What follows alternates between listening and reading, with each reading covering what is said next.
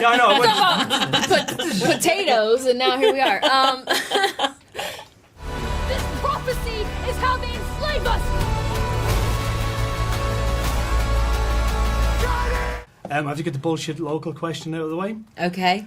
It's just we have to do them. I have to do them, and I'm sorry about this.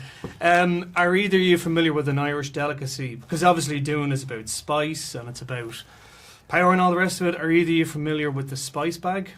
Yeah. I feel like you are familiar with it. Yeah. Did you try it when you were over doing the Wonder? No, Oh, you knew of it independently? No, I was told by all of my mates, but Right. I haven't ordered one. It's really good. I know. It's Did you really bring good. I feel like I'm left out. Sorry. I'll explain. Yeah. So, or were you actually? I'm Irish and Scottish on my grandmother's I side. heard on the answer. I was You know, that's all I It's- got, but I don't know. It's good. No, you'll love it. So it's basically like seasoned chips, Okay. cumin, red and green peppers, like a little bit of onions. Like you kind of parboil That it, sounds and lovely. it's lovely. It is. Love You should it. try it. I'm It surprised is. you didn't try it when you were over. I don't know why I didn't, but I had a lot of Guinness. That's good. Yeah. And chips, we're talking.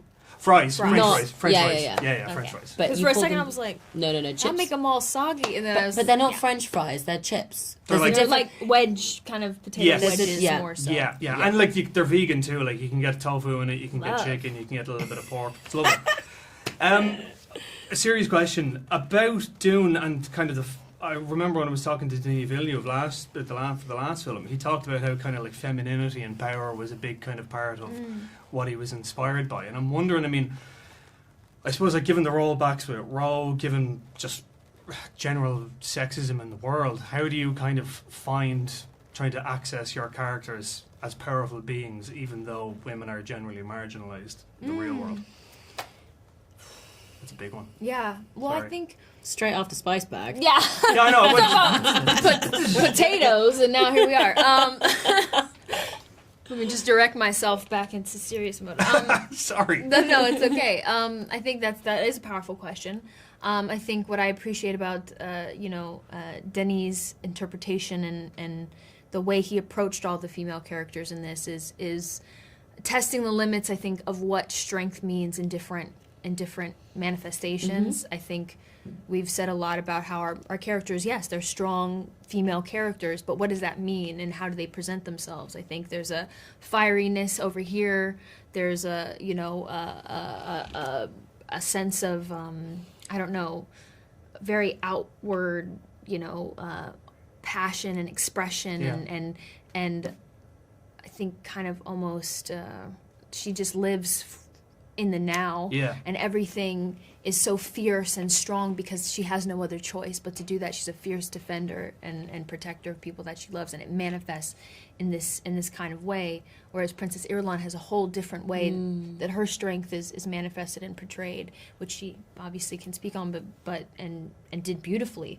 So it's I think what's exciting is that idea that strength in these characters is in their nuance, is in their complication, is in how vastly different they all are and express themselves and choose to be passionate or choose to be reserved and quiet, but equally just as thoughtful. Yeah.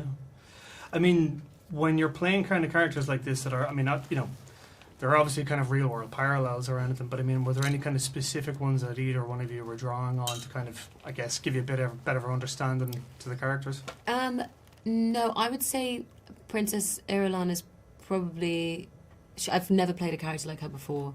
I'm always, running towards the loud, feisty, gobby ones, and I think this one is the first time where I've played a very subdued and still quiet, and equally as complicated, but also very calculated character, and just finding the mystery in that, and figuring out how I elevate her, how I make her alluring and interesting and wise, but without having all of the volume in the world. And I think that was definitely an interesting way to plot through a character and making sure that she is landing on a ... which is always a very exciting thing as an actor.